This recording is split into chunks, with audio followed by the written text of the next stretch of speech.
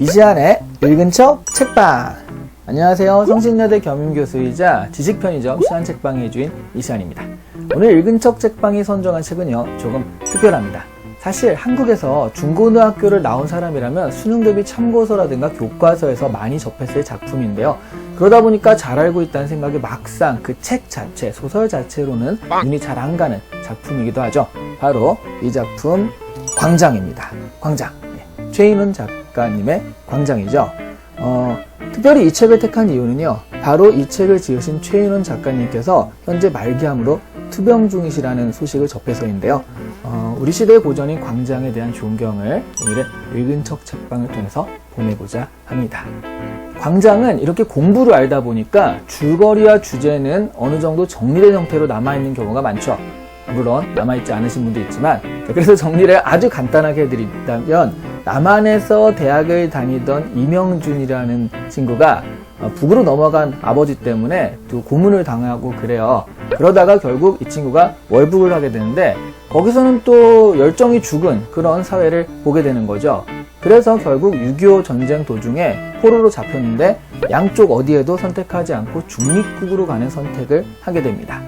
그런데 또 중립국으로 가는 도중 배에서 투신 자살을 해가지고 소설이 마무리되게 됩니다.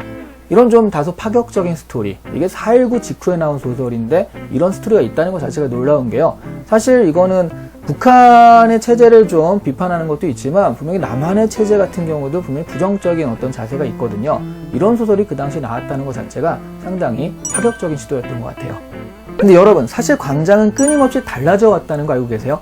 작가위에서만 한 4-5번 정도의 개정이 있었다고 합니다. 어휘 정도의 작은 개정도 있었지만 거의 주제가 좀 달라지는 게 아닌가 싶을 정도의 큰 폭의 개정도 있었다라고 하는데요. 근데 교과서에서는 무언가 좀 거대 담론을 다루기 좋아하기 때문에 이걸 이데올로기의 어떤 틈바구니에서 이명준의 선택이 이루어졌다라는 식으로 자꾸 몰아붙이고 있는데, 달라진 판이라든가 또 제가 지금 다시 읽어보면 사실은 그 마지막에 어떤 선택들이 과연 이데올로기 때문인 것인가 라는 생각은 좀 들더라고요. 좀 다른 차원에서 볼 수 있는 것들이 분명히 있고요. 오히려 지금 보면 당시의 시대에 적응하지 못했던 청춘의 기록장? 그죠? 우리가 이게 떠 있는 걸 부유한다고 그러죠? 그 부유하는 청춘의 어떤 기록장. 이데올로기라는 건 당시의 시대적 특징이었던 거라고 할 수 있고요. 이데올로기 때문이라기보단 시대 자체에 화합하지 못했던 그런 모습이 아닐까 싶습니다. 그래서 이명준을 비판할 때요, 남과 북의 이런 갈라짐 속에서 어떠한 행동도 취하지 않는 나약한 지식인, 이렇게 비판하는 경우도 많은데요. 사실 이 도피한 지식인이라기보다는 사실 이명준의 선택 자체가 애초부터 시대적 상황에 적응하지 못한 청춘의 상징 정도가 아니었나. 그렇기 때문에 이 친구는 무언가를 바꾸기보다는 자살이라는 방법을 택한 것이 아닌가 하는 생각이 들었습니다. 그런데 바로 그 지점에서 저는 광장의 영속성이라고 하죠. 영속성이 발현되는 게 아닌가 싶은데요. 사실 이데올로기를 다루고 비판하는 그런 소설이라면 그 이데올로기가 사회를 지배하는 시대가 아니면 그 생명력을 잃게 되잖아요. 실제로 많은 분단 소설들이 지금은 더 이상 거론조차 되지 않고 있습니다. 광장은 사회 시스템에 적응하지 못하는 청춘의 고민과 방황의 기록이란 측면에서 보자면 어느 세대에나 살아있는 이야기가 될 수 있죠.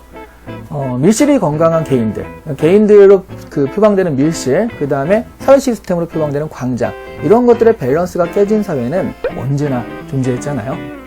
지금 사회에서는 경제적 시스템에 적응하지 못하는 현재 우리 개인들, 그러니까 취업이나 창업도 힘들어하는 어떤 뿌리내리지 못하는 청춘들에 대한 이야기로 대입해봐도요, 그것이 이데올로기가 이렇게 좀 경제 시스템으로 대입될 뿐 사실은 거의 지금 사회에서도 통하는 그런 청춘의 부유의 기록이 아닐까 하는 생각이 들어요.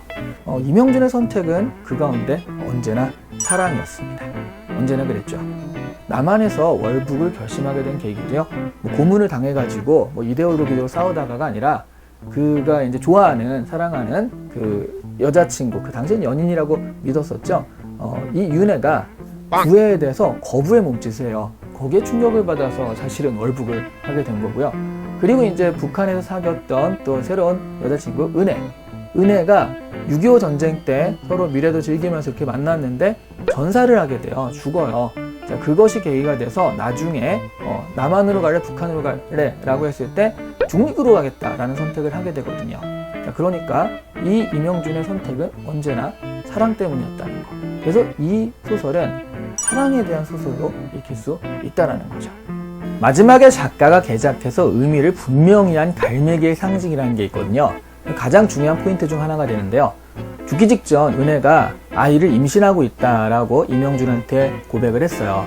그래서 임영준의 눈에는 중립국으로 가는 배를 따라오는 갈매기가 이제 은혜와 그가 이제 저승에서 낳은 딸 이렇게 보이는 거죠. 그래서 꼬마 새를 보면서 내 딸아라고 부르짖기도 하고요. 그리고 이제 그 두 새를 보면서 결국 저기로 가면 그들을 만날 수 있다라고 생각한 다음에 투신하는 얘기가 나오는 거거든요. 자, 이렇게 보자라고 한다면 임영준의 선택은 남과 북이냐 뭐 이런 것들의 선택이라기보다는 결국 중립국으로 가도 그들을 만날 수 없고 자신의 사랑을 찾을 수 없다라는 깨달음을 가지고서 그들이 기다리는 저 오히려 다른 세상으로 간 그런 사랑의 기록이라고 좀 보여지기도 합니다. 그래서 지금 작고하신 평론가 김현 선생님께서도 이것은 사랑의 소설이다 라고 정의한 적도 있거든요. 개인의 호의적이지 못한 개성 다른 개인을 받아주지 못하는 시스템에 적응하지 못한 청춘의 어떤 부적응기로서의 광장.